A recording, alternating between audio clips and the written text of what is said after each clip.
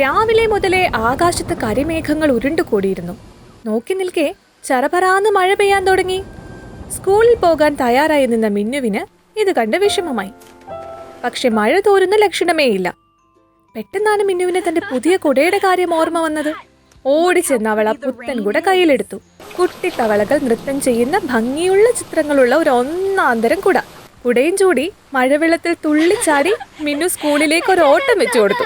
വഴിയിലെ മുത്തശ്ശൻ മാവിനടുത്ത് എത്തിയപ്പോഴാണ് മിന്നു ആ കാഴ്ച കണ്ടത്. മാവിലകൾക്കടിയിൽ തണുത്തു വിറച്ച് ഒതുങ്ങി നിൽക്കുകയാണ് നമ്മുടെ തമ്പു ആനക്കുട്ടി. തമ്പുവിനെ കണ്ടതോടെ മിന്നുവിന്റെ സങ്കടമെല്ലാം പമ്പ കടന്നു. സ്കൂളിൽ പോകാൻ കൂട്ടുകിട്ടിയല്ലോ.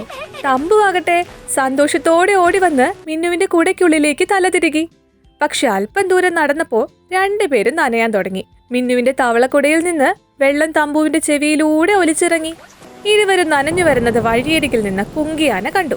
അവൻ തുമ്പിക്കൈ കൊണ്ട് റോഡരികിൽ നിന്ന് വലിയൊരു ചേമ്പില ഒടിച്ചെടുത്ത് തമ്പുവിനെ നീട്ടി. തമ്പുവിനിതാ വലിയൊരു പച്ചക്കുട കിട്ടിയിരിക്കുന്നു. മിന്നു തന്റെ തവളക്കുടയും ചൂടി, തമ്പു തന്റെ ചേമ്പിലക്കുടയും കറക്കി ഇടവഴിയിലൂടെ തുള്ളിച്ചാടി നടന്നു. വഴിയിലെ വെള്ളക്കെട്ടിൽ ചവിട്ടിത്തെറിപ്പിച്ച് രണ്ടുപേരും ഒന്നിച്ചു പാടി. മഴമഴ മഴമഴ പെയ്യുന്നേ, ചറപറ ചറപറ പെയ്യുന്നേ, മഴമഴ മഴമഴ പെയ്യുന്നേ, ചറപറ ചറപറ പെയ്യുന്നേ. കൂട്ടുകാരെ, നിങ്ങൾക്ക് ഈ കഥ ഇഷ്ടായോ?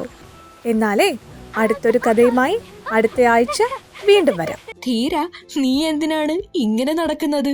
നിന്നേക്കാൾ വേഗത്തിൽ ഒരു ഇല പോലും കാറ്റിൽ പറക്കും. കുഞ്ഞു ചിരിച്ചുകൊണ്ട് പറഞ്ഞു. ഇത് കേട്ട ധീരൻ പുഞ്ചിരിയോട് മറുപടി പറഞ്ഞു. വേഗം നല്ലതാണ് കുഞ്ഞുവേ, പക്ഷേ ലക്ഷ്യത്തിലെത്താൻ സ്ഥിരതയും അത്ര തന്നെ പ്രധാനമാണ്. ആ മടിയൻ കഴുതയുടെ ബുദ്ധിയിൽ ഒരു സൂത്രം തോന്നി. ഹായ്, കൊള്ളാമല്ലോ കളി.